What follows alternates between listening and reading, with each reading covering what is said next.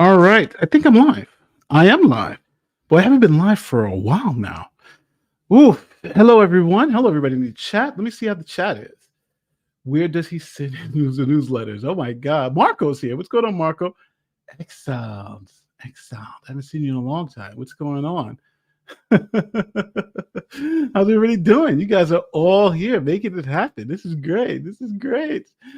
Uh Bouzy needs to go down there. Yeah, we're trying, but things are actually, it's not. Oh, somebody said bad news. I'm expecting bad. No, there's no bad news. This is just, whenever you're going through litigation, you have things that you have to kind of get through. So I just wanted to keep everybody up to date because I didn't do the proper kind of debrief after we refiled, and it kind of just got away from me. And then I had like so many things I was doing on the back end. So I was like, you know what, I need to just take some time and catch everybody up to see what's going on, where we're going, and that type of thing. So hopefully this will be fully, encompass everything that you need to know, about us going forward and all that stuff. No worries, Shelly. Oh, Shelly, big hug. Suge is in the house. Hey, what's going on, Suge? Learning with Suge. Yeah, he is here. Oh my God. These are the old school. Agree. Fingers crossed. Vibes up. Yeah. No, we are here. We are here. Let me go down to the newer chats. Let me see. Hey Nate. Hey, what's going on? Boozy Bucks. That's good. Hey, Ray is here. Linda. Okay. All right. Everybody's here. This is good. Everybody relax now.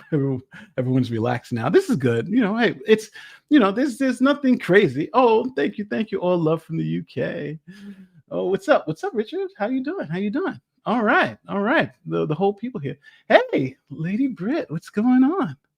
I see all my friends are here. This is so awesome. All right, so let's talk about the Bouzy lawsuit and what's going on.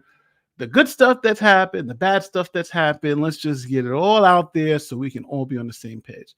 I'm pulling something up on the screen real quick just to make sure I got everything I want to talk about so I don't leave anything out. I get everything here so everybody knows exactly what we're talking about and how it is. Hey, what's going on from South Africa? Hey, what's going on? Oof. South Africa. It's great. It's great. All right. So we have a lot of new people to the channel. So if you guys don't know, I am suing this guy named Christopher Bouzy of this company named Botset, and who's also got this social media company named Spoutable, and it's essentially for defamation. He said some things that were straight up lies. Like, for instance, that I wasn't an attorney, that I committed fraud, there's a whole bunch of stuff. So, it seemed to be a easy defamation claim. Now, let me give you guys a little history about what happened. So initially, we filed our case in New Jersey State Court. Bouzy then moved it to New Jersey Federal Court. And my guys were cool with that. They were like, all right, we don't mind it going to federal court. When it went to federal court, they filed a motion to dismiss. We responded, they responded. So in the response to the motion to dismiss, the court dismissed our original complaint. Now, there were two major reasons for that. One was that our original complaint was based on New York state law. So New Jersey state law. So, for instance, there was a claim in there for, what's it called? Not false impression. Now I can't think of the name of it. False light. There was a claim in there for false light. It was like a third claim. And false light is specifically for New Jersey. There is no false light claim in New York. So the judge dismissed that claim without prejudice because the judge said, well, I'm going to evaluate this under New York law, not New Jersey law. And that is why that essentially is why that part of the complaint was dismissed. Then there were some other things that the judge ruled in that complaint. Number one, the judge ruled that some of the things that Bouzy was saying was just opinion, which is fine. And that some of the other stuff that the judge ruled, in the opinion, it's so substantially true. Now, all of us lawyers always tell you, in defamation cases, truth is an absolute defense. So if something is true, you can't really sue for defamation. But that's not the case in every single way. For instance, Johnny Depp and Amber Heard. One of the statements that Johnny Depp sued Amber Heard for was absolutely true. And that was she became a public figure back, after she made those allegations against Depp. That was an absolutely true statement. But he was still able to sue under a claim of what's called as defamation by implication. And that essentially means is that if I make a false statement about somebody, and that, or if I make a true statement about someone, but it has a false implication, then that can lead, that inference that's defamatory can lead to a claim of defamation by implication. Let me see. New to your channel. Love your videos. Thank you. Thank you. Thank you. Thank you. Thank you. I hope I'm not boring everybody with this, but that's essentially what it is. So now in New Jersey, that same thing is called false impression, right? Or false light. In New York, it's called defamation by implication.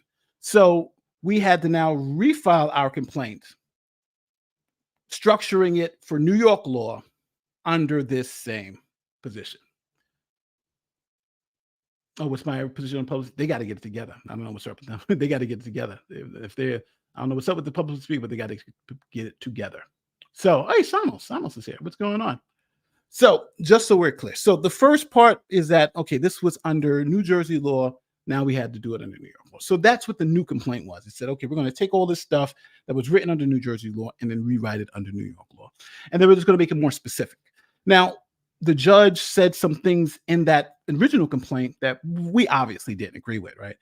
But we needed to now in our amended complaint, that gave us an opportunity to kind of speak to that and just lay it out in a way that we thought would be more palatable to the judge. Now, the judge is a hostile judge to us. So I just want to make it very clear. The judge seems to be pretty hostile to us.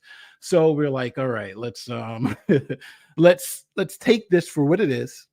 Let's rewrite it the best way we can and then move forward. So that's what we did. Now, obviously, we had fundraised and we had, we had moved forward. So we were good going forward. So we were all good moving forward and all that stuff, because this is what we had said we would do. If we, didn't get a good ruling, we would look at it, see what was the issues, and then we would refile. And that's that. So we did exactly what we said. So let me take you to, let me see. I want to take you guys to some of the things that the court said in dismissing the complaint. One of the things the court said was that when Bouzy claims that Nate the lawyer, me, was not a lawyer, that was substantially true. Nate the lawyer isn't, because they can't find Nate the lawyer in the database for lawyers. So Nate the lawyer, the name Nate the lawyer is not in the database for lawyers. So Nate the lawyer is not a lawyer. That's substantially true, which is true, right? Which is true. It's like Nate the lawyer is not a lawyer. You can't find that name in there. Now, my channel used to go by another name called Nate Brody, which is not my name, but it was Nate Brody. Now, that's another stage name. So Bouzy was like, well, Nate Brody is not a lawyer. You can't find it in there. So it was like, okay, well, Nate Brody is not a lawyer. So that was another thing. So the judge said, okay, those two things were substantially true. Nate the lawyer, you can't find him in the database. That's not a lawyer. And Nate Brody, that other name, is substantially true too. You can't find that name there. So that's substantially true. So for our defamation claim, which is similar in New York and New Jersey, they said, well, for the defamation claim, that can't go forward because under defamation, it's substantially true, and true claims can't move forward for defamation. But they can move forward for defamation by implication. So in rewriting the complaint, we moved it from just a pure defamation claim, right? Because if they're substantially true, as the court said, we're making the defamation by implication. You've now made a true statement that makes the defamatory implication that I'm not a true attorney. And obviously I got my, everything's up here, my licenses and degrees and everything. So it's obvious that I am a true attorney. And since he's saying that my profession or things that I'm doing for my livelihood are not true, that defamation per se, and we have that kind of written out. So that's where we were. That's what our thinking is going into, or was when going into the amended complaint. Let me see. Nate will snake your clogged case. I do not know what that means. Wow, that's semantics. Yeah, but that's the legal system, right? The legal system is semantics, right? Now, with that being said, Bouzy's argument for the lawyer, for the Nate the lawyer, is that, hey, those are just opinions, right? And the court seemingly is saying you can't defame somebody unless you say their actual name, but that's just not true. There's so many cases about where people are defaming people using stage names and everything. For instance, then there's a lot of lawyers who don't use their real name in public, but they can still be defamed. Like if I say Ocasio Houston, That's Sunny Houston from The View. Her name isn't Sunny. She uses a stage name. So if someone says that she's really not an attorney, then you can't say, well, that's not defamatory to her. But then you'd have to prove that she actually knew that she wasn't an attorney, that was her real name. You understand what I mean? Like Rudy Giuliani, his real name is Rudolph. You can't look up Rudy in the New York database and find that name. That's just not there. Rudolph Giuliani is. Bill Clinton, his real name is William. So if you look up Bill in the Arkansas, it's not there. Mitt Romney, who's an attorney, his name is Willard, right? So those are things that it's obvious that as long as, and the law even states in New York, as long as you can reasonably identify who the person's talking about, then you have a claim for defamation by implication, right? If he says some lawyer or something like, then that's one thing. But if you're saying Nate Brody or Nate the lawyer, which he essentially said, Nate the lawyer is not a lawyer, then that's it. So that's what we did. So we moved it from defamation plain to defamation by implication because it just fits there better. So we said, okay, we'll accept the court releasing, dismissing the defamation claim, and we'll move to this defamation by implication because it does fit better. Now, with any defamation claim, you also have to show the mental state, and the mental state here would be actual malice because I am what's known as a quasi-public figure for this particular thing. People know me, so it's like, all right, you're a quasi-public figure. Now, for that, we have to. Now, I'm going to take you to the amended complaint. And let's go through the amended complaint so I can show you. Let me show you the amended complaint. I just had it. Oh, here it is. Okay, and I got to put it up on screen so you guys can see it. So let's go through the amended complaint. Now, obviously, we've changed some things from the original complaint to the amended complaint. And the reason why we wanted to make it so, it kind of conformed to what we know what the judge was saying. And we wanted to also make it clear that, what our new position, what our position was, refine our position for New York law. So this is the amended complaint. It goes through, again, the first parts of it are exactly the same, who I am, who Bouzy is. Now, one of the changes that Bouzy, he loved, but I think he didn't understand, is that our first complaint, and we all know this, and I'm going to just make sure this is clear. We all know the Bouzy background, right? He's essentially Bot Sentinel is just a scam, right? There's no machine learning, there's no AI involved in that. It's just what it is, right? We've been able to prove that. Like we were looking at the Taliban, and they've got perfect ratings, So Bot Sentinel is just what it is. And we've brought out the fact that he did the crypto scam. We brought out the bankruptcy stuff. So we brought out all that stuff. The bankruptcy issue where he said that he didn't own a company or anything like that in his bankruptcy filing, but yet he had owned Bot Sentinel. So we've brought all that out, and on top of that, we've accomplished a lot. Like let's talk about what was it? Wired. They did that whole expose, right? Showing that he did the crypto issue. Because remember, everybody's like, oh, is he actually Iconic Expert? Yeah, Bouzy was. They said yes, he was Iconic Expert, and he did pull this scam, and people didn't get these cards. So all that stuff has come out. So now all of those issues that Bouzy had are out there on the street. So we have made it to this point. All right, dear Nate, a snake, a handheld device, mainly for plumbers to clean out clogged drains. Yes. Oh yeah, I do know what a snake is. All right. Let me see. Like button should be smashed. Thank you for smashing the like button. All right. So let me just. Mr. the lawyer. Yes, Mr. the lawyer and the fact. Yeah, he does, So the court wanted to be very, very, very technical. Say, hey, all right, he said you're not the lawyer. So one of the first things, obviously, is that the court, in its infinite wisdom, because I don't have any issue with the court, the judge, bless her soul, she's God, whatever, right? The court, in its infinite wisdom, kind of dismissed our case, but they also made kind of like 2 points that we wanted to address. Point number one was that, it was Bouzy, because Bouzy is a clown and all this other stuff. But here we said, okay, well, even though he is a clown, even though, all the stuff that he's saying is lies, even though he has this Russian-made website, right, that was made for $89 from the Russians. We all know that for a fact, but that's not how he's perceived in public, right?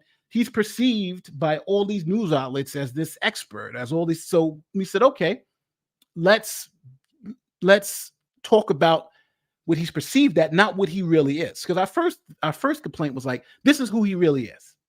But the more important piece to it is how is he perceived by the mainstream media? He's perceived as some expert. He's perceived as some god of this information. He's perceived as knowing what he's talking about, right?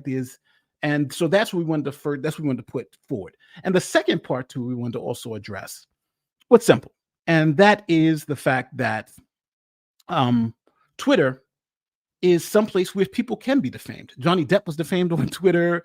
Elon Musk had a defamation trial on Twitter. There are a lot of people who had defamation, who's been defamed on Twitter. And the judge just kind of saying, well, since it's Twitter, we're going to just kind of ignore it. We want to say, no, hold on here. Even Trump was found to have defamed E. Jean Carroll on social media, right? So the judge had dismissed the case and saying, okay, it's on social media, so it's real. Most people would think of it as an opinion, but that's not true. Right? There are many instances of people being, losing defamation cases for being defamed on Twitter. So we needed to address that. So the way we addressed it first is we spoke to some of the cases that we've covered here on the channel. Like at one point we talked about the Elon Musk case, which I thought was interesting, but still an interesting case. But line 13, Mr. Brody, myself, have covered such cases as Elon Musk's defamation trial over a tweet, right? We did cover that. And now he's rebranded as Twitter. Other cases include Donald Trump being found liable over defamation over a social media post on his Twitter-like platform, Truth Social, right? In New York, Johnny Depp and Amber Heard, their trial was liable over her retweet of an op-ed post. So to just, because the judge just kind of just said, hey, it's just all Twitter, and Twitter is, not, well, we like, no, we've even covered cases where people have been found liable for defamation on Twitter. That didn't make any sense. But again, we're now going back to the same judge, and we're making that argument. Here are plenty of cases where people have been found liable or have passed a motion to dismiss because it's on Twitter, right? So then we go on to Bouzy. Now, remember, we wanted to say, okay, well, Bouzy, even though we know who Bouzy is not the reputable business person that he pretends to be. Right? He's just not. But that's not how he's perceived in public. So we said, okay, well, his perception is of this top-notch super person who knows Twitter and who speaks truth online, right? And that's what we wanted to let the court understand, that when someone is perceived this way, even if it's true or not, that can harm your reputation. So we give examples of how Bouzy is perceived. He's perceived as one of the foremost experts in the field of researching and identifying false and inaccurate information online. That's how he's perceived. Defendant's reputation as one of the top experts in the field is strengthened by his work and/or tweets referenced by numerous academic journals, which is true. And we actually have a list of the academic journals that have cited Bouzy, the National Academy of Sciences. And one thing, though, this is scary, though. The scary part about this is that listen to the people who cited Bouzy as an expert. And we know that he is no expert, right? We know that this is just some guy who just made something up. But he's had so many people fooled that he's an expert that all these reputable organizations have cited him and have never checked the work.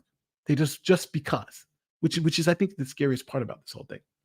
So according to Bouzy, Nate the lawyer isn't a lawyer. So I guess Cedric the entertainer is an entertainer. Yes. I'm not an actual lawyer, and that's not defamatory. It's okay to say. I'm like, yeah. So it just didn't make any sense. But in the context of defamation, Nate the lawyer, the name, it doesn't. Defamation by implication, it does make sense. Because now it's like, okay, well, now we know you're talking about the real person, and there's plenty of case law to support that.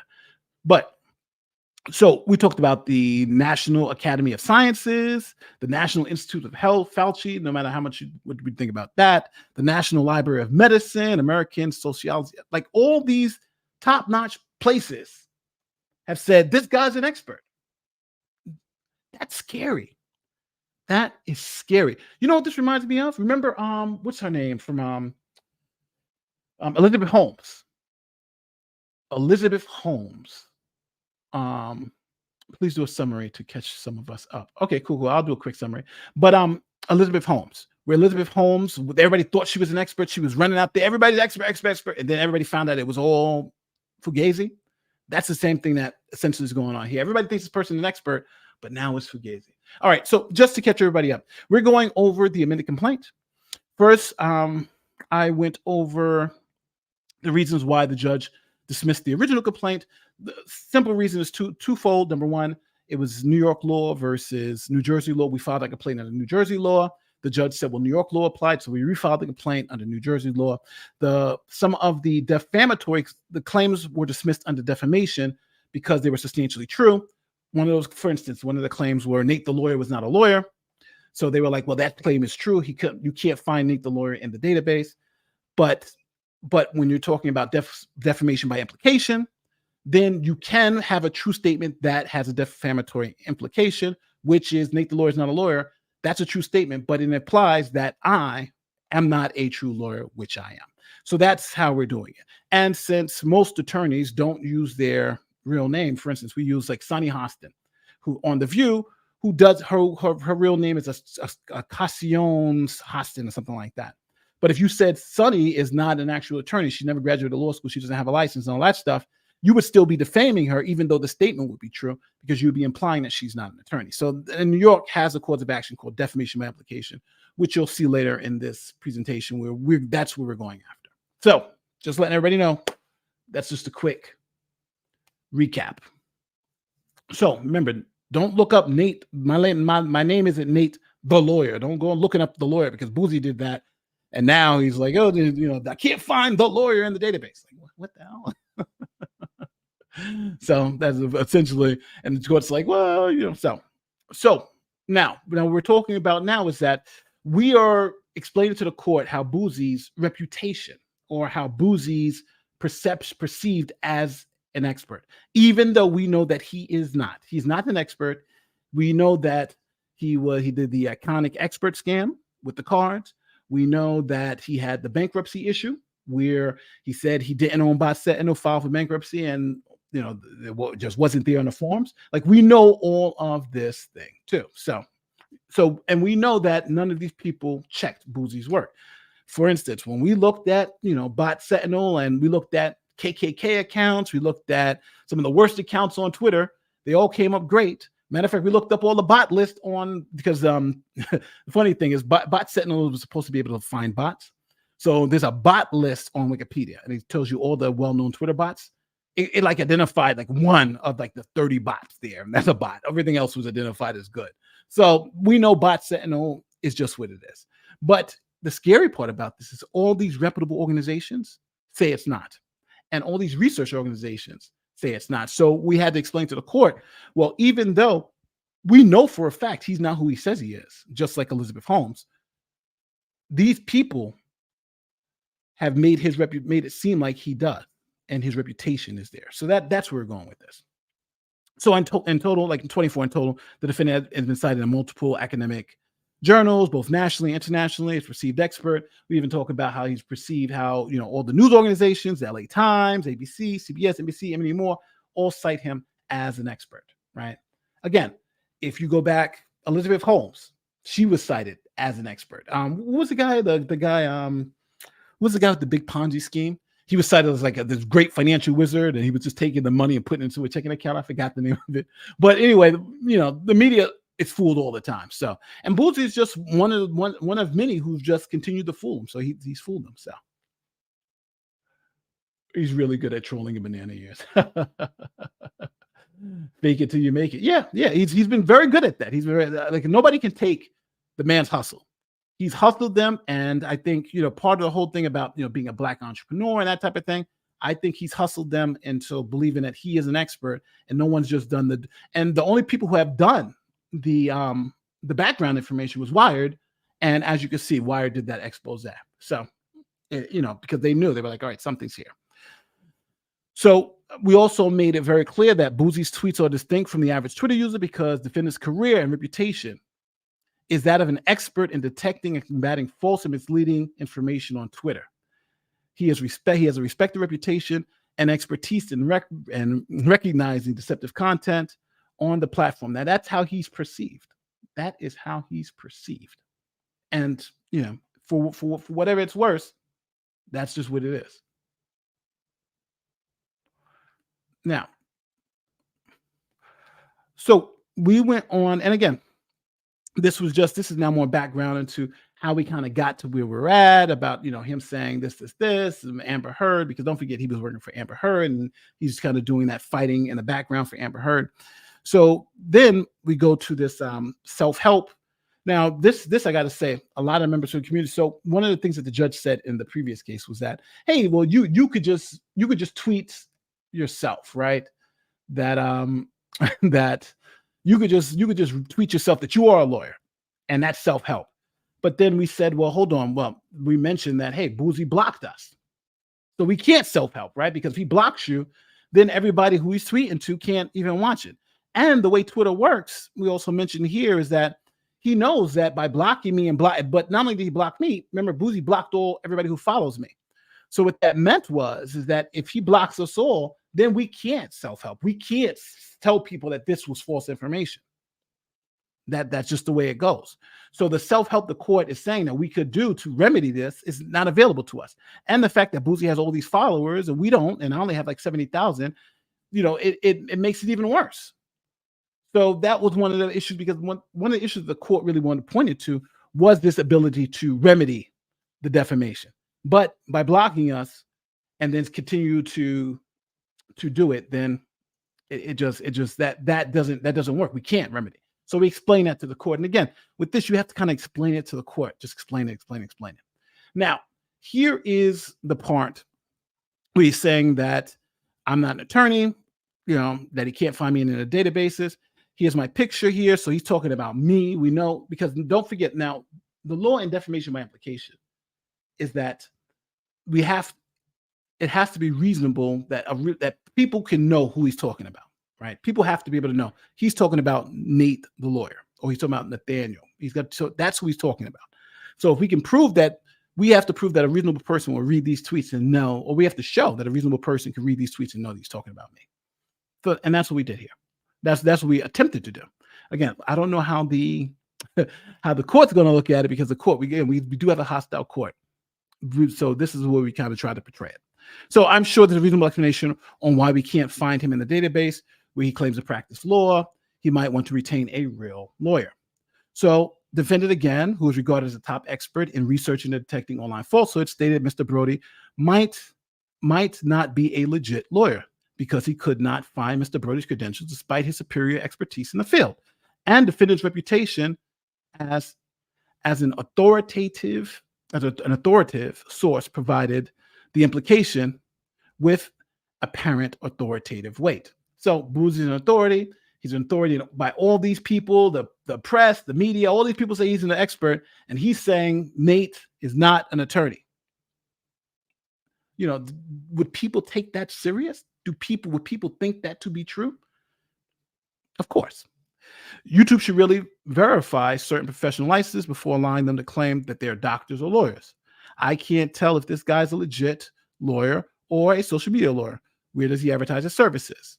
The defendant persisted in his false implication that Mr. Brody was not a genuine attorney and was lying about his credentials, his qualifications or credentials. Again, it's not about he's saying that he can't find, he's saying this, but he's implying, right? It's defamation by implication. He keeps implying that I'm not who I say I am. The defendant stated his inability to locate Mr. Brody's bar association number and other evidence confirming the ability to practice law was given more credibility because the defendant is recognized as an expert. Again, he's recognized as an expert. He's saying he can't find anything. Matter of fact, he's recognized as an expert in detecting online information, false online information. And he's saying I can't find it, right? So does that give it more credibility or less credibility that he's making these statements of fact? Then he puts here, while Nate the lawyer, again, you see he's searching Nate the lawyer. I don't know what's going on, but he's looking for, look at Nate the lawyer, attempts to impress his gullible files with a non-issue. I still can't find his bar association number, New York Times article, blah, blah, blah, blah, right? So that's directly implying I'm not a lawyer because he can't find my bar association number. And he can't find any of that stuff. Okay. Okay. Because of his reputation and expertise in both researching and identifying false and inaccurate information intended to mislead the public. Again, that's his job, right? He's now spreading the false and misaccurate information, right? He's saying it. Other Twitter users stated their belief that Mr. Bouzy was not a real lawyer. Now we're showing that his word mattered on Twitter because people then started saying, hey, he's not a real lawyer. Wow. Right. Thank you, Mr. Expert. Thank you. Thank you. Thank you, Mr. Expert. So here is a tweet from someone who says, isn't it illegal to falsely present yourself as an attorney? Bouzy says yes. Then Nate's in for a Texas-sized whipping. The following day, on September 18th, defendant faced challenges from others on the platform. Now, this is where we have to now. So now he's going out, said, I'm not a lawyer, I'm not a lawyer, I'm not a lawyer. I can't find him, I can't find him, I can't find him, right? He's not a lawyer. Okay, fine. I'm not a lawyer. All right, cool.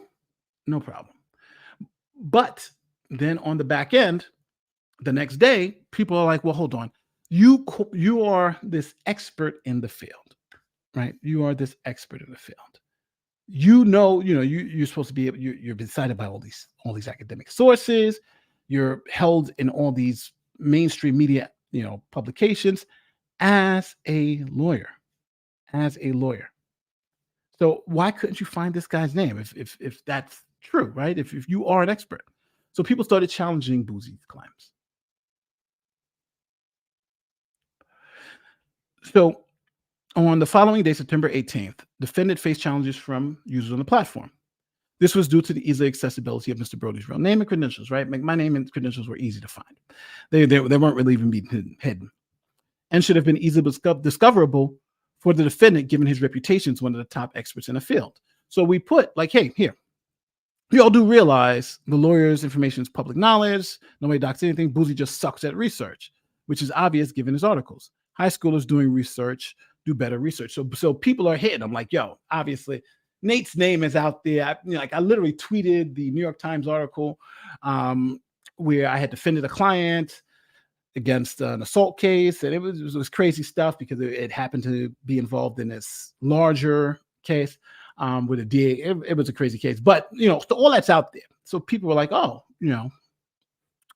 it's pretty easy to find. Defendant responded directly. Now, this is where we talk about mental state, because now him saying all that stuff before, it's like, all right, he said I wasn't a lawyer, so what, right?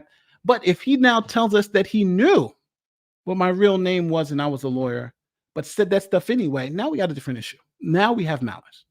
So defendant responded directly by admitting that when he made the earlier claim implying that he could not find a record of Mr. Bouzy practicing law, he actually already had the information, but was waiting for someone else to tweet it to avoid being accused of inappropriately sharing his real name on social media, also known as doxing. So here was their first statement, and then here's what Bouzy said, or, in responding to that statement, or you are just unable to read in between the lines. I already had the information and was waiting for someone else to tweet it, so I wouldn't be accused of doxing. Reread the thread slowly. All right, so he's saying that he already had the information. Now, to prove that he had the information yesterday, he retweets a tweet that he tweeted around that same time yesterday. Right, so here's the tweet he tweeted yesterday. In replying to the Twitter thread, defendant contended that the other users had not grasped the full suggestion and implication he was making, and encouraged them to carefully reread the thread slowly in the full context of the tweet in order to fully comprehend the false implication the defendant purposefully intended to convey in his post from the prior day, as the defendant had acknowledged having actual knowledge of Mr. Bouzy's actual name, and in turn knowledge that he was a licensed attorney. To make the point crystal clear, along with the statement, defendant shared his tweet from the previous day when he made the defamatory inference.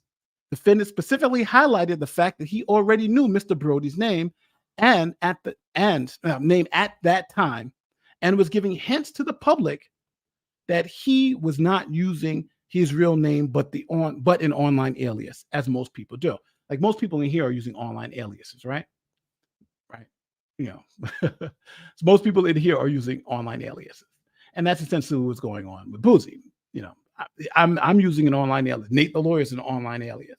Nate Brody is an online alias, but most people use online aliases. And so this is what Bouzy tweeted. Remember, this was the day before when he said, when he's proving to everyone that he knew my real name. Also, attorneys don't spell practicing with an S. It's really interesting because there's no history of him practicing law anywhere. And he highlights, maybe the name he's using isn't his real name.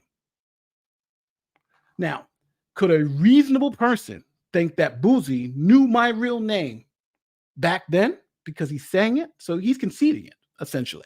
He's saying, I knew it back then. Here's the thing. So we think that was pretty clear. We thought it was pretty clear. The defendant's admission that he intentionally searched for Mr. Brody's online alias to foster the false impression that he wasn't an actual attorney, despite already knowing his legal name, surprised Mr. Brody. I'm surprised. Especially given the defendant's status as the foremost expert in researching false and inaccurate information intended to mislead the public on Twitter. At the time the defendant made the defamatory tweets, he intentionally omitted the fact that he was aware of Mr. Brody's real legal name, thereby promoting the false and defamatory implication that he was lying about his qualifications and ability to practice law. So we know for a fact that Bouzy said he had my real name, omitted that fact, and let people think that I wasn't an actual attorney, right? Based on what he said. Now, one thing that is interesting about this, about the motion to dismiss, the opinion to dismiss. So the court reads that, and the court says, well, no reasonable person would believe that Bouzy, when Bouzy said the information, that meant that he was talking about my real name. So in other words, the court is saying that everything I showed you, Bouzy, this tweet that Bouzy says I already had the information, and this subtweet, the court says no reasonable person would have known that the information Bouzy's talking about here was my real name or was my name. That's what the court ruled in its opinion. Now that was kind of like, what? Huh? He says it right here. He literally says, I had the information. We're talking about my name, obviously, because, in the full context of the conversation, the court said, we just don't know. It may be unreasonable. Let me show you how crazy that is. Let me show you the part where the court said it. It's information. I want to show you. I want to show you guys the part where the court actually wrote that, because I was like, what? Control F.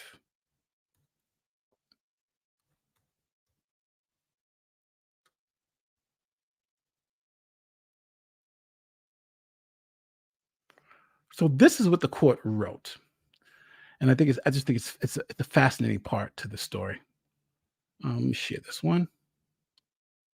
So here it is. The court says, the following day, the defendant conceded plaintiff was a lawyer. He had records of news. He also admitted that he made the earlier claim about not being able to find any record of plaintiff in person. He already had the information, but was waiting for someone else to tweet it, so he would not be accused of sharing the plaintiff's real name on social media.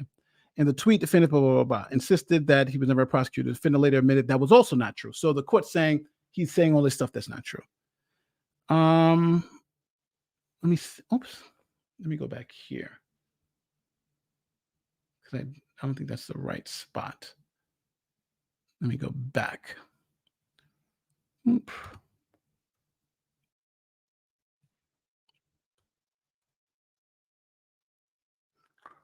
Oop. Sorry, I want to show you guys exactly what the court said in that thing. All right, here it is. So defendant referenced back to the earlier tweet, which stated that he had no history of practicing law, and that maybe already the statement. And here, this is crazy. Oops, click something by accident. The statement does not demonstrate the defendant knew from the onset the plaintiff's real name. Moreover, it is unclear what information he had, assuming the information was the plaintiff's real name. So the court seems to me to be bending over backwards because, again, I don't have to prove what information, that's for discovery. I don't have to prove that Bouzy absolutely knew my real name. I just have to show that there's enough evidence here to show that that we can go to a jury. And if a jury was to read this and say, yeah, he knew his real name. So I don't have to prove it. I just have to show it's a prima facie case. But the court is saying, well, even though he said all this, no person would know, it's unclear what information he's talking about. So it's like, it's unclear what information he's talking about. That doesn't make any sense. That it's clear to everybody. So in our amended complaint, which we're back at now, we had to speak to that. We had to say, okay, well, we have to speak to that and say, okay, how is it clear, right? Gotta love the stupidity of the court system these days. I'm not, I'm going to be back for this judge. So I'm late to the party. Here's a donor for the. Oh, thank you. Yes, new text, and I appreciate it. All right. So that judge said we don't know what he's talking about. So we had to address that, and the way we addressed it was like, what do you mean, right? Defendant's admission that Mr. Brody's online implication. Where's it at? At the time the defendant he intentionally omitted. So here he is. Other Twitter users reacted to the defendant's confession that he had already known Mr. Brody's real name and only dropped hints to sidestep directly revealing his identity on social media. So then we played the replies, because now if the court is saying it's unclear, who really knows, right? No reasonable person could knows what Bouzy was talking about, because that's essentially what the court's saying. No reasonable person would know what Bouzy was talking about, which I think is unreasonable, right? Because it's obviously here. So we said, so now we put this here. All right. Waiting for other followers to tweet the info so you could not be blamed for doxing. How noble of you. You already had the information, was waiting for us to tweet it is the biggest cop out. Like, dude, just admit you didn't do proper research. So even people responding know what we're talking about. And then I put, after defendant admitted that he was aware of Mr. Brody's name from the start, he only, hold on, this is the part I want to. All right, here it is. So this is the part that we now put in here. And again, this judge may say, hey, no reasonable person would know what he's talking about. But in an uncommon instance of consensus between the defendant, Mr. Brody, and the Twitter users participating in the discussion, everyone unanimously acknowledged that the information mentioned by the defendant's tweet, when seen in full context of the conversation, undoubtedly refers to Mr. Brody's legal name, which the defendant had previously obtained and omitted, right? Everybody agreed to that. The defendant, everybody agreed to that. And then we put, defendant even conceded the point in his motion to dismiss Mr. Brody's complaint, stating in footnote 17 that the information referred to in his tweet was indeed Mr. Brody's real name. So it's like, he says the information was my real name. Everybody who looked at it says it's my real name. I'm saying it's my real name, but the court says it's unclear. It's unclear. It's unclear. He says it. I say it. Everybody says he's talking about. It's unclear. It's unclear.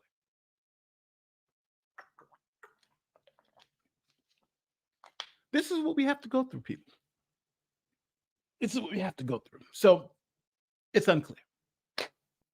Really? Really?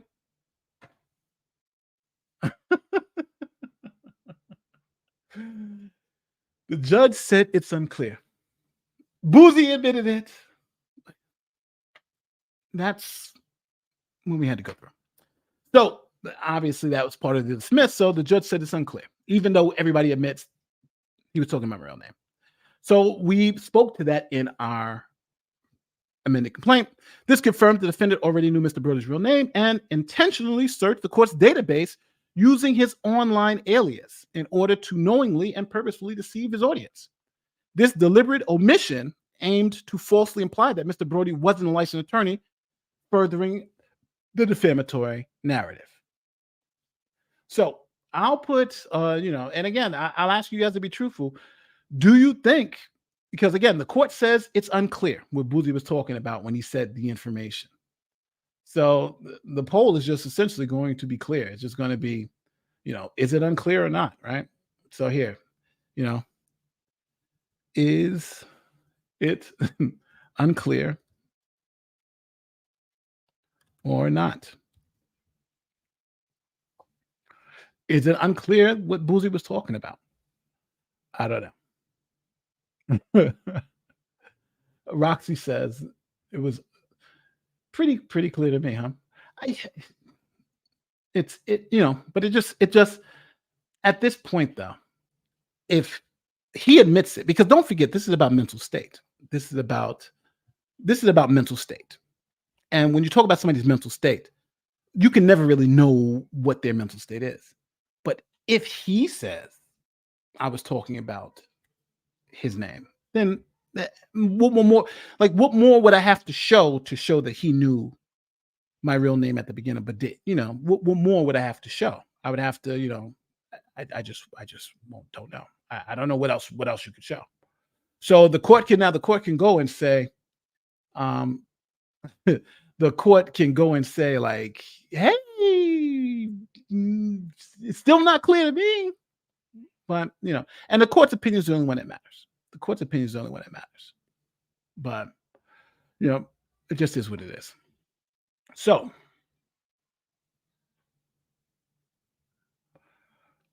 you know what? I worded that poll so poorly. Let me end that poll.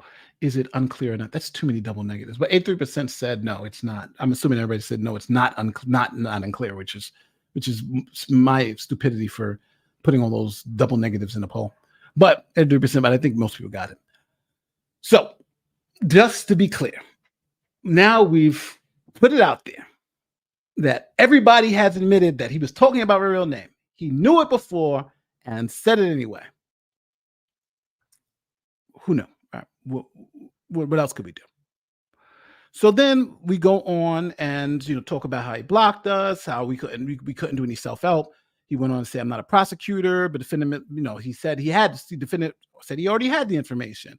Then he puts out my resume and all this stuff about my resume, but then goes on to say that I was planting evidence before I was even in law enforcement. So we put all that up in there, right? These are all defamatory statements. He knew the information, but is saying lies anyway. So at the end of the day, we're like, okay, we transmitted a letter. We transmitted a letter, and he's saying that things that I'm saying is lying in a letter and all this other stuff. So then we move on to our next statement, because that was all the stuff before. We were like, okay, all that stuff was defamation. You're right. The court we're saying, court, you're right. It was substantially true, as the court said, and it's defamation by implication. Now, there's also another little legal quandary here, but I'm going to save that for my response to defamation by implication, because they're going to respond with another motion to dismiss. So I want to leave some stuff in the bag, but there's even some weird legal reasoning going on that's even more. It's like, no, two things can't be true. But we'll move on to that. So then we met up. So then we said we're going to put some new claims into this, and the new claims, that I think they were in before, but we just wanted to flush them out a little bit more. Was his claims that I committed fraud, and now these are essentially simple. Bouzy was saying that I was stealing from you guys, from the what's the name of it? The fundraiser. So for those of you who don't know, with the fundraiser, what I generally did was, here's the money that came in, sent it to the law firm and put up a receipt, right? Law firm money receipt. So I just sent all the money to, yes, I did refile. Where are we at now? Yes, I did refile. We're going over the refiling. That's what this is. So I sent over, that's essentially what I did. And then I posted the receipts up. So I posted the receipts up. So it was clear, right? So first he's saying that, he's implying, again, defamation by implication, he's implying I'm stealing the money, putting it in my pocket. Okay. All right. Right. He's implying it. So then he goes on. Then he says that I raised $2,000, trust the process, and I'm, taking money and making myself richer. Oh, Nate is stealing money right here, Uncle. Oh my God. Yeah. He's got to be stealing money, right? So, But that now he's saying I'm stealing money. But again, the receipts were all made public. So I'm doing so every time I get money in, I send to the law firm because I try not to keep anything. So I just send it all away. Boom. Money goes from me to the law firm. And then I provided receipts. Same thing. Escalated further, defendant unrelated article. So then he's saying again, I'm a fraud, right? And weeks ago I said Nathaniel Brody was a fraud. So he's saying I'm a fraud. Now he's using my real name. I'm a fraud. So he's saying I'm a fraud, continuously saying I'm a fraud. And we list all these times where he says that I'm a fraud, right? He says I raised $44,000 to claim future legal expenses, but didn't disclose a specific portion. So in other words, he's saying that essentially, I think he was trying to claim that I was just taking the money and I wasn't going to file the amended complaint, but obviously we did. So he just is trying to he's just trying to just say crazy stuff. He's saying that I raised money and then I wasn't going to file the amended complaint, but then I did file the amended complaint. So, but now even with all this, right? He's saying I'm defrauding you guys. I'm stealing your money. I'm not putting your money. I'm not doing what I said to with the money. I'm literally taking the money and doing something else with it. But the problem is that defendant would imply that Mr. Brody was committing fraud despite possessing evidence directly and definitively refuting that notion. Bouzy had the receipts. How do we know Bouzy had the receipts? He tweeted them out. So get this, people. Money goes into the fundraiser. I take that money, send it to the lawyer, put receipts up. Here's all the receipts that go to the lawyer. Bouzy has those receipts and says, I'm committing fraud. It's like, well, what more do I have to show that somebody is knowingly lying about you, right? Take the money, give it to the lawyers, provide the receipts. So he's saying I'm defrauding people. Oh, yes, you are taking the money. Yes, I'm not fraud. Defrauding means I'm taking the money my own personal advantage, right? Here it is, right? I'm stealing the money and defrauding you. But it can't be true because the GoFundMe has a place where it says, how are you using this money? This is how I'm using the money. And this is where the money's going. So here, right?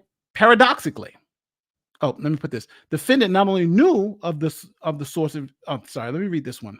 Defendant continued to imply Mr. Brody was committing fraud despite possessing direct evidence such as receipts of the wire transfers and explicit terms of Mr. Brody's GoFundMe page. Defendant not only knew of these sources of information, but recklessly disregarded them to convey a defamatory implication that Mr. Brody was committing fraud. Paradoxically, defendant himself even published Mr. Brody's receipts and GoFundMe details on Twitter himself, yet continued to allege that he was defrauding donors. And here they are. Here it is. The details of the GoFundMe, why I'm raising it, even says it down here.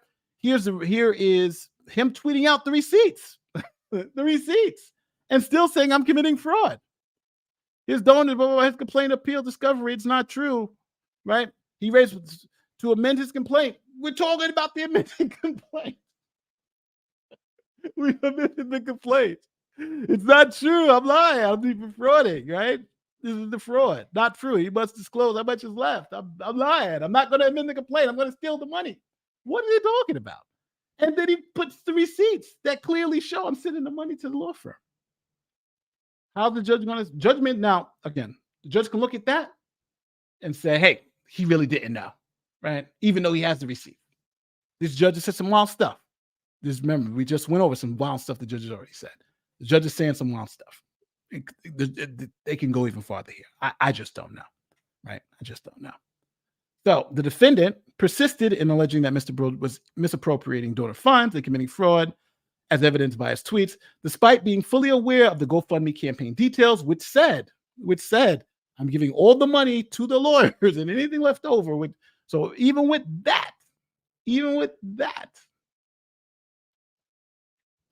still implied that I was stealing money. I just don't get it. Nate the lawyer. Well, actually, even including allegations of you stealing money in the motion to dismiss, he isn't making claim that he's been defrauded. No, he's making a claim that I'm defrauding you guys who gave money to the GoFundMe, even though he has the receipts to see that that's not happening. And that's the kicker, right? He had the receipts. He's tweeted the receipts. He knows that the money that you guys give me were transferred to the attorney, right? He knows that. So by him saying that I'm pocketing the money, obviously, is problematic. Despite being fully aware of the GoFundMe campaign details and the receipts verified Mr. Bouzy's compliance with those campaign details, defendant recklessly ignored the truth. And recklessly ignoring the truth is having the receipts and saying they're still fraud. That's recklessly ignoring the truth. He not only implied, but outright claimed Mr. Bouzy was fraudulently misusing funds and not following the campaign stipulations, which the receipts showed that I was. Compounding the gravity of the situation is the fact that the defendant, widely regarded as a leading authority, circle back to the beginning, in detecting and debunking false information online, especially on Twitter. Given the defendant's esteemed reputation and the authoritative source, and as an authoritative source of truthful information on Twitter, his defamatory statements published on Twitter are particularly damaging, insidious, and pernicious. So, this is the amended complaint. Now, we think that it works. We think it does everything that it says. We think everything that it does. I wanted to read this one part too. The GoFundMe campaign contained an unambiguous statement that, quote, all funds will be used for the lawsuit Bouzy v. Bouzy, the lawsuit number. Upon the lawsuit's conclusion, any remaining funds will be donated to the Texas Children's Hospital. Mr. Bouzy publicly posted wire transfers receipts of payments from the GoFundMe from his GoFundMe website to the law firm he retained, offering assurances to donors that their contributions were directly reaching the law firm overseeing the lawsuit. So I don't know what this court is going to say. I don't know what this court is going to say. I don't know how we can, massage it anymore. I don't know. We're even talking about if the court denies this, we may have to just straight out appeal and see what the appeals court thinks. Because what more can you do? Let me read some of these. The judge doesn't get that if Bouzy wins, you carry all but worse. It's possible. You can buy just one rib.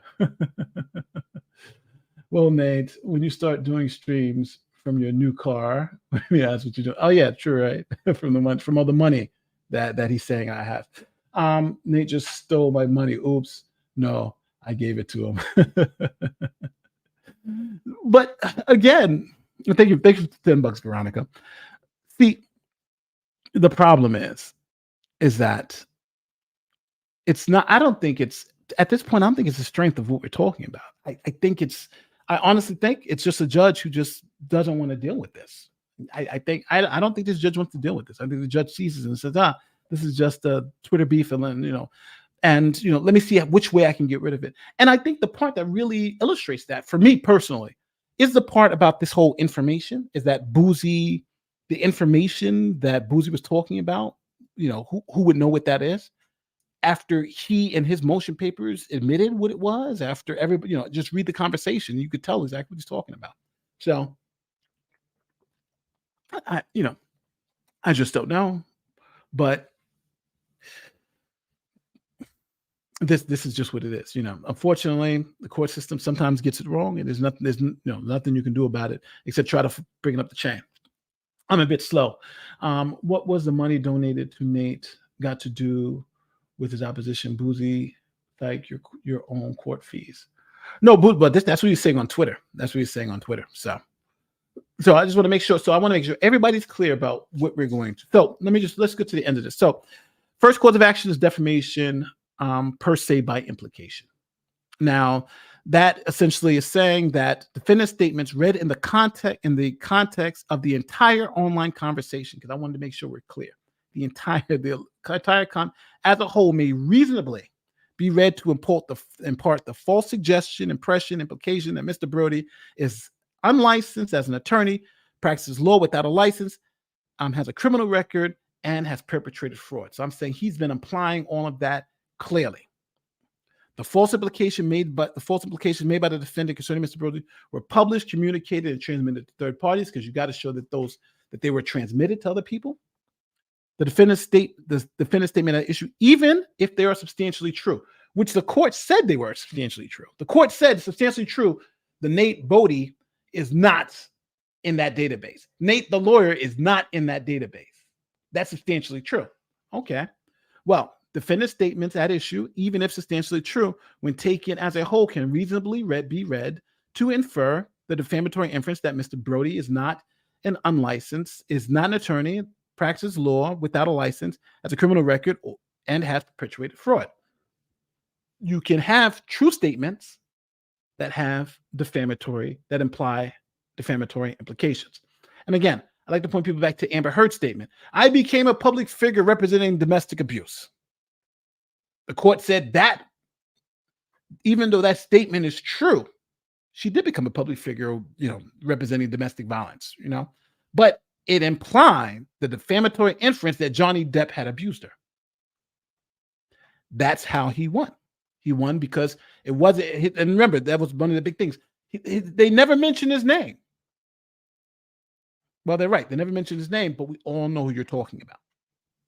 The defendant affirmatively endorsed and intended to endorse the defamatory inference that Mr. Bouzy is unlicensed, is unlicensed as an attorney, practices law without a license, and has a criminal record. So again, these were all the elements of defamation by implication. Defendant's statements and subsequent admissions that he omitted factual information that Mr. Bouzy was a licensed attorney and that he had Mr. Brody's real name when he claimed that he, quote, already had the information, shows that defendant recklessly disregarded the truth or knowingly lied. Now, that's where it's going to be. Is the court going to say that Bouzy, when he said these things, he knowingly lied? That's going to be the correct. And again, I don't have to prove it at this moment in time. I just have to show that a reasonable jury could look at this and say this is true. So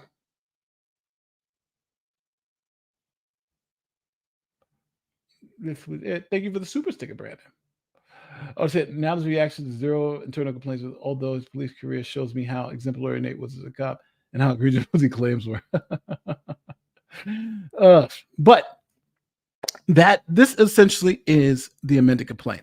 Defendant intended to convey the defamatory meaning because I have to show he intended to do it, deliberately and cast. Because again, if you know for a day and you've been saying this for a day, blah, blah, blah, defendant did not just imply defamation; he wholeheartedly endorsed it, as elaborated above. This is especially evident in the subsequent tweets that purportedly spotlighted his knowledge that Mr. Bouzy's legal name, licensed attorney status, work history. This would be it's crazy because this would be one of the few defamation cases where the person admitted to knowing the knowledge previously, right? I knew the truth, but said the lie anyway. Says it, right? Says I knew it. I knew Mr. Bouzy's name. I knew his name. And then the court says, well, no reasonable person would believe Bouzy. He's the defendant. How else would you prove it? How else would you prove the defendant knew because he's saying it, right? He's saying it. So that's where we're at, people. That is where we're at. Now, we're at the end of this, where I think we are at now the part where I think we have to have just an honest conversation about this thing. And we got to keep it real. Are we going to continue or should this end? Now, why do I say that? For two reasons. Number one, it's been about a year since we've been involved in this. And even though we've amended the complaint, we'll probably be going another year into this, right? Because now we got to go back and forth, and that type of thing. So we've amended a complaint. You guys have seen it. You guys see how we've made our adjustments. Now it's spoken to New York law instead of New Jersey law, and so forth and so forth. So we've done it. I've done exactly what I told you we were going to do, right? No doubt about it. So Do we go forward or do we stop? And that's where it's at right now. Now, I'm of two minds about this thing. And I'll just be totally transparent. One side of me is like, F it. Let's just move forward and let's let's push it. Let's push through. Let's push through, right? One part of me is just saying, let's push through, right? We have good claims. We'll appeal if that's necessary. I want to go all the way. But then another part of me is saying, we've raised all this money and we have to go through another cycle of this again. Is it worth it? Have we exposed Bouzy for what he is? We got the Wired interview. Everyone knows, Spoutable is failing. Doubtable's all over it. Doubtable. Shout out to Doubtable. Spoutable is failing. Bot Sentinel is failing. All that stuff is failing. It's all just falling apart over there on him. So it's kind of like, all right, even if we go for it and what do we get from him? He doesn't really have, now he's essentially probably doesn't even have anything. He's getting minor donations, but he doesn't even have anything. So where do we go moving forward? Can we get to discovery?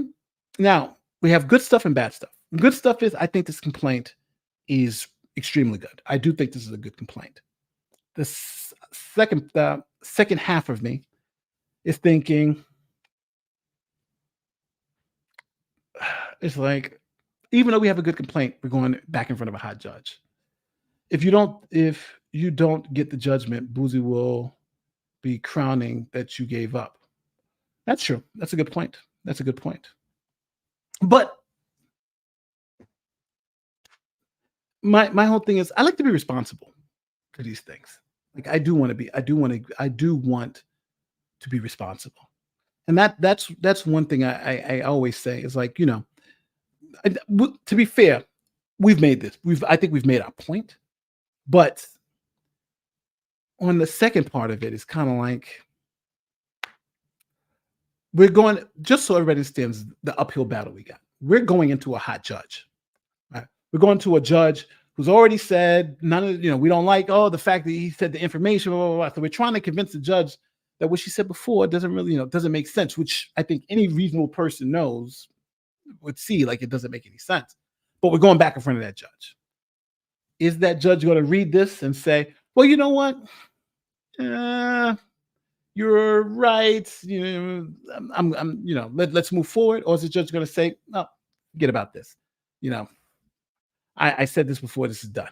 Even though it implied, I don't believe when he said information that we know what that information means. Even though he says information is my real name, I don't believe that. Right. So understanding that going into this, that's a problem. I think that's a problem. I think going in front, maybe if we're going into another judge, we could say maybe something, but going back in front of this hot judge, that's it. And then if we fail, we get to appeal. And then how likely is it? Because appeals, a lot of times people just say appeals are for losers, but that's maybe hard because the judge has a lot of discretion. The judge does have a lot of discretion. So the appeals court can say, well, hey, even though we don't agree, this is how it goes. Now it's interesting because the person who I just interviewed on my channel a couple of weeks ago, he had to go through the same thing. He lost and had to appeal, and then when he appealed, he won like crazy, like 9-0 at the Supreme Court level. It was like obvious that he was being screwed, but I just don't know, if we're going to have that type of success. It's interesting because I'm confident in the case, but I'm just not confident in the judge reading this to be like, to reading this for what it is, right? Essentially, the judge is essentially saying, when I reread the opinion, the judge is saying, I got to prove all of this right now, which is not really the case. I'd have to make a prima facie case. I got to show that this is all plausible, which I think it's easy to show, right? But the judge is saying, I want to know for a fact. That's tough. I'd like receipts for whatever you spend on this. Yeah, I know. I put it on what's it called? I upload it to the site. So, I think we should take a couple of days. I'm going to, I want to ask. There's 1,000 people in here. You know what? I'll put a poll in, and we'll give 5 minutes, and I'll say, should we continue or should we not? Because it's like, and I'm just being honest. For my the part of me that wants to continue is the part of me that just kind of wants to fight and wants to say, like, hey, let's get this guy. This is a BS rule. Let's go back to court. This is. But then the second part of me is like, I don't want to go spend your guys' money, and then it doesn't work out again. Then we got to go through this whole thing again, and then we're trying to appeal if it doesn't work out. And then at the end of the day, let's say if we do get through, we get to this guy and he doesn't have any money, and then it's like, okay, well, we got the fact that he's lying, right? I don't know.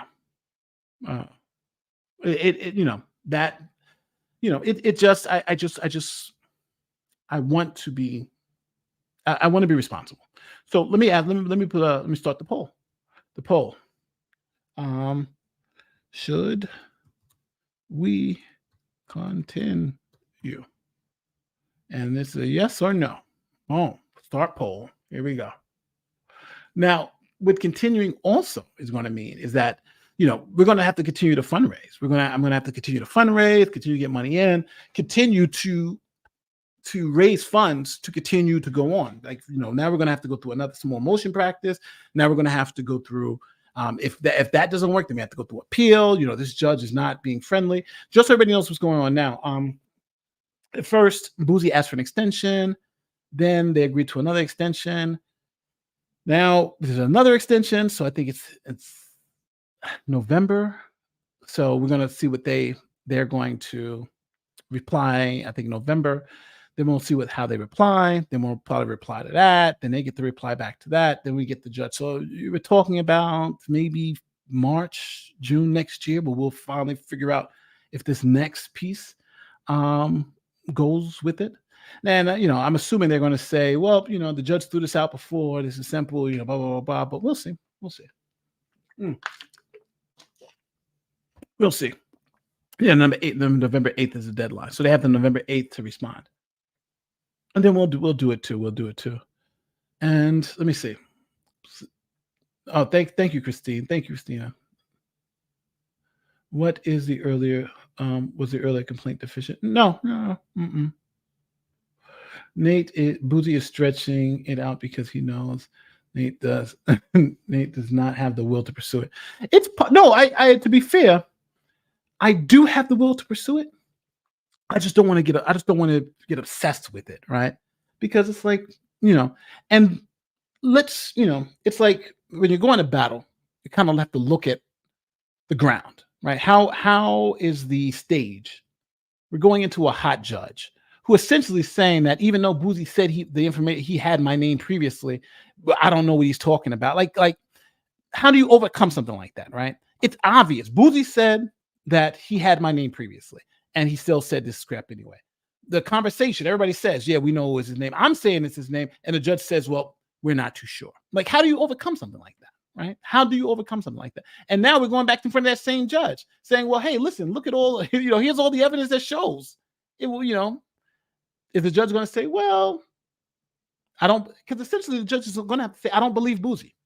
When Bouzy says what he was talking about was Nate's name, I don't believe him. Even though everybody in the litigation is saying that's what he was talking about. I don't know. I don't know. Again.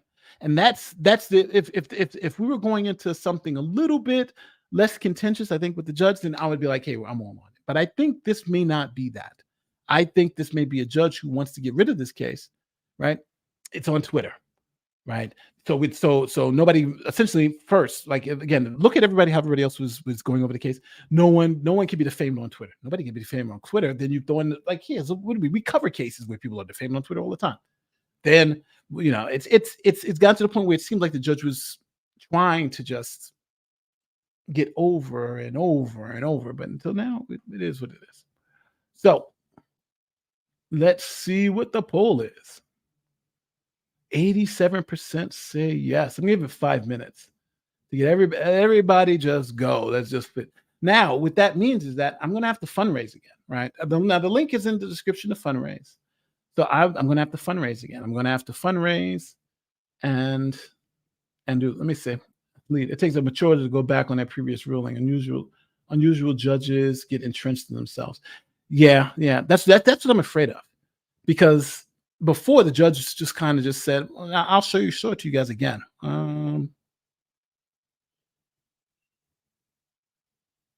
However, the tweet purportedly, let me put it on the screen, bang. However, the tweet purportedly explains is not so clear. In fact, not only but explains the tweet prior statements plaintiff appearing not to be a lawyer knowingly and willfully. However, the tweet that purportedly explains it's not so clear. Defendant referenced back to an earlier tweet. Remember, this all matters, right? Oops. Now remember, this all matters. However, the defendant referenced back to an earlier tweet in which he said there was no history in practicing law. So that shows that he was talking about this before, right? So it gives you that time aspect. All right, we're talking about what he knew back then, that maybe he's not using his real name, and stated that he already had the information, right? This statement does not demonstrate defendant knew from the onset plaintiff was in fact a lawyer under another name. But I don't have to, but again, it does because Bouzy says, right? Bouzy says that he knew. But moreover, it is unclear what the information he had, assuming the information was plaintiff's real name. So it's saying it's unclear, the information.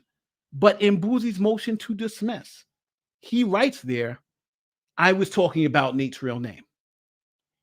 So you have the defendant saying, I'm talking about Nate's real name. You got me saying, I'm talking about my real name. You got people in the conversation saying he's talking about my real name. And the judge says it's unclear. Well, at that point, it seems like the judge was just trying to get rid of the case.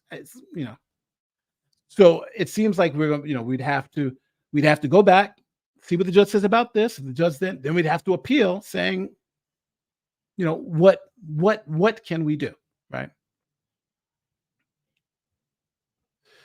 You always said stand up for the right thing, no matter what the popular view is. I admire and respect you immensely, Nate. I honestly think you should continue, no matter what. All right. Well, I'll say this. We'll try to continue. As of right now, it looks like we are going to continue. 86% of the people here are saying that we need to continue. So that is a pretty overwhelming number. But one thing I want to, but now I'm going to have to fundraise. So, please click on the link in the description. If give what you can, if you can give $5, $1, whatever you can, and we'll continue to fight this thing on. Right now, again, we've done the first set of motion practice. Now we're in the second set of motion practice. It looks like we're going to have to maybe appeal this thing if this judge, because again, I think I don't think this judge may not this judge may not look at this and say, hey, you got something here. This judge may say there's nothing here. So we'll see. But if people are wanting us to continue, we'll continue on, and we'll see what's up. I'm gonna keep the GoFundMe up. I'm probably gonna have to raise the amount, because we're gonna have to need more if we're gonna try to go through this whole thing and see where we can get to, and we'll see what's up. But I think as of right now, we've been a year into this. And you guys see everything. I've shown everything. I've shown all the receipts. I've shown everything. You guys have seen everything, and now you guys have seen the amended complaint. Again, if you guys want to break it up, if you guys have issues with it, just let me know. But that's it. And if this judge doesn't believe we have a defamation by implication, then I just don't know who would under this judge. So now, with that said, I want to thank everybody for coming through. I know this was kind of long and tedious, but I thought we needed to go through it all so you guys know exactly what it was, exactly what it is, and exactly why we did what we did. And we'll see what it is on the other side. But as long as we do it together, I think we'll be fine. So with that said, my name is Nate. My actual name is not Nate the lawyer. So don't go looking up Nate the lawyer and be like, he's not a lawyer. No, his name is not Nate the lawyer, but that's my YouTube name, right? The channel's name is Nate the lawyer. I go by that, right? People know me by that. So So, but anyway, with that said, my name is Nate. I'm out, and I'll see you guys next time. And again, as always, I'll keep you guys updated. Peace.